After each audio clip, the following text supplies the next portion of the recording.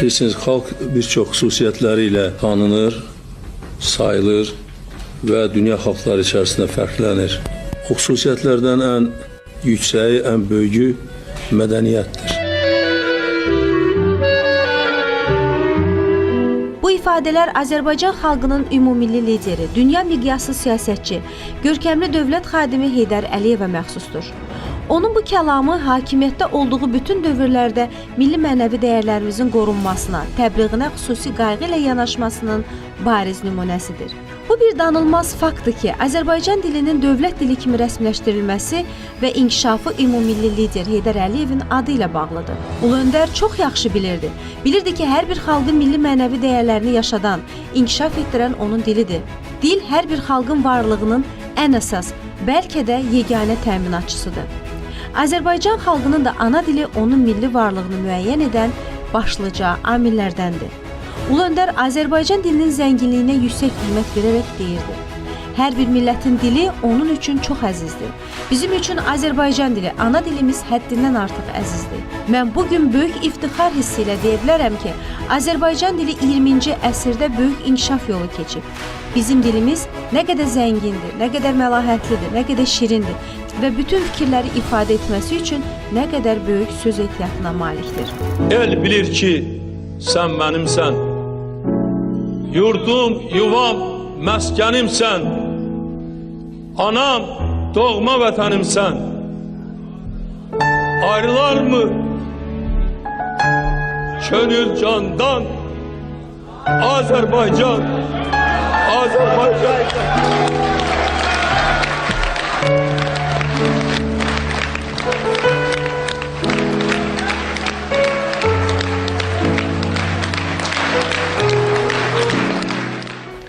Böyük şair Səməd Vurğunun bu misralarındakı doğmalığı, sözlərlə ruhun vəhdətinin həmahəngliyini mənəvi dəyər olaraq öz ruhuna hopduran Ulu Öndər elə bu səbəbdəndir ki, dilimizi yaşadan, onları bədii təsvirə gətirən xüsusi istedad sahibləri, şair və yazıçılarla görüşü, onları dinləməsi, sosial durumları ilə yaxından maraqlanması əlbəttə ki, o ruh adamlarına böyük stimul verirdi.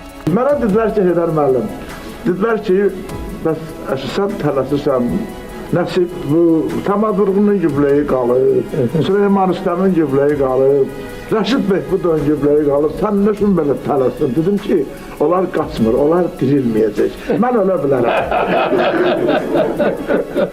Yaxşı, sağ olun. Çox sağ olun. Bir də təbrik edirəm, can sağlığı. Minnətdarlığımı bildirirəm. Sağ olun, təbrik edirəm bütün yazıçıları. Dahi siyasət xadimi yaxşı bilirdi. Bilirdi ki, milli dövlətçilik dəyərlərinin əsasını mədəniyyət təşkil edir.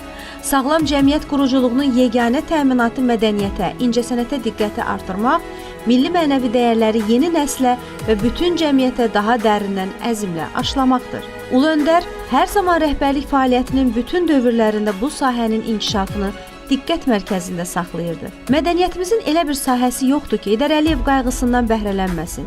Musiqimizdə, heykəltaraşlıq və rəssamlığımızda, teatrımız və kino sənətimizdə, bugünkü inkişafında Ulu Öndərin çox dəyərli ideyalarından bəhrələnib. Mən nə üçün Azərbaycan teatrına və onun tarixinə bu qədər çox böyük əhəmiyyət verirəm? Teatr Azərbaycanda mədəniyyətin inkişafında, xalqımızın milli ruhunun inkişafında, milli dirçəlişin inkişafında, xalqımızın ümumiyyətcə mədəni səviyyəsinin yüksəlməsində böyük rol oynamışdır.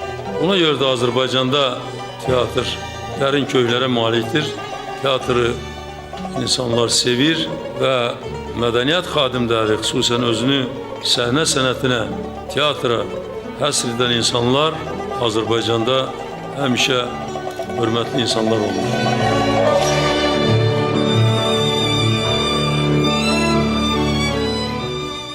Həmçinin müəyyən qədər unudulan, tarixin gizlilində xalqdan ayrı salınan dəyərlərin yenidən Ulu Öndər tərəfindən gündəmə gətirilməsi milli ruhun oyanmasına zəmin yaratdı. Bakıda və Respublikanın digər şəhərlərində xalqın ədəbiyyat və mədəniyyət xadimlərinə ucalan çoxsaylı heykəllər tarixi zənginliyimizi qoruyub gələcək nəslə ötürülməsində müstəsna xidmətdir. Elə 1981-ci ildə böyük Azərbaycan şairi və dramaturqu Hüseyn Cavidin cənazəsini Sibirdən Naxçıvana, anadan olduğu yerə gətirilib dəfn olunması qərarı, bu qərarın həyata keçirilməsi Azərbaycan ədəbi mühitinə, o cümlədən bütün Azərbaycan tarixində atılan ən mühüm addım oldu.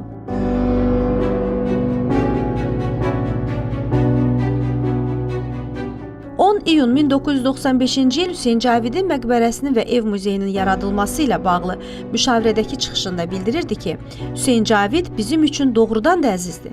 O tariximizdə böyük bir şəxsiyyətdir və böyük bir irs qoyub.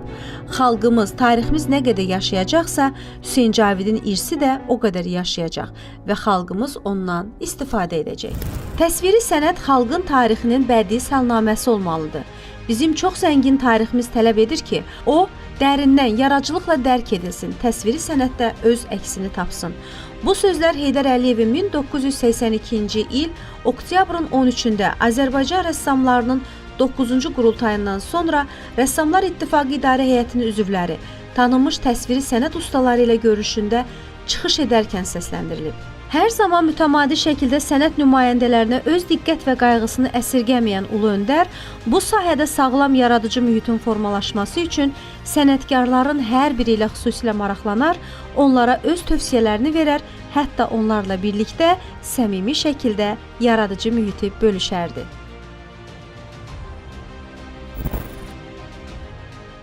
Ay qız məndən üz döndərmə, amandır.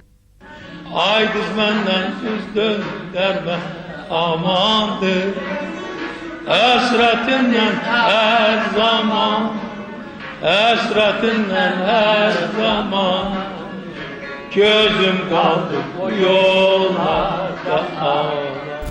Heydər Əliyev musiqini dərindən sevən bir şəxs idi. Bu səbəbdən də musiqiçilərlə dostluq edir, onlara və musiqi mədəniyyətinə daim böyük hörmət və ehtiram göstərirdi. O, xalqımızın dərin köklərə malik olan milli musiqisinin və eyni zamanda professional musiqi sənətinin gözəl bilicisi idi. Milli və professional musiqimizin dünyada tanınması, bəstəkarların, ifaçıların və musiqişünasların fəaliyyətinin yüksək qiymətləndirilməsi, yaradıcılıq evlərinin tikilməsi, maddi təminatlarının yaxşılaşdırılması, fəxri adlar, orden və medallarla təltif olunması və daha neçə bu cür əvəzsiz xidmətlər məhz Heydər Əliyevin adı ilə bağlıdır. Atalar yaxşı deyir ki, arxalıya arxa durmaq hər kişinin işidir. Arxasıza arxa durmaq nər kişinin işidir. Siz mənə arxa durdunuz. Siz mənə sahib oldunuz. Siz mənə xalq artisti adı verdiniz. Siz mənə şöhrət ordeni verdiniz. Siz mənə prezidentin fərdi pensiyasını verdiniz. Mənim artıq o xəcalətdən qurtardınız ki, mən kamanta salamam. Yüksək mədəniyyətə malik olan xalq həmişə irəli gedəcək, həmişə yaşayacaq, həmişə inkişaf edəcəkdir deyən müasir Azərbaycan tarixinin memarı, ümumilli lider, dünya miqyaslı siyasətçi, görkəmli dövlət xadimi Heydər Əliyevin əziz xatirəsi ürəklərdə yaşamaqla yanaşı, sənət əsərlərində də əbədiləşərək tarixin yaddaşında qalacaq. Onun ömür yolu hələ neçə sənət əsərlərinə qanat verəcək. Neçə incəsənət nümunələrində Heydər Əliyevin şəxsiyyəti canlanacaq.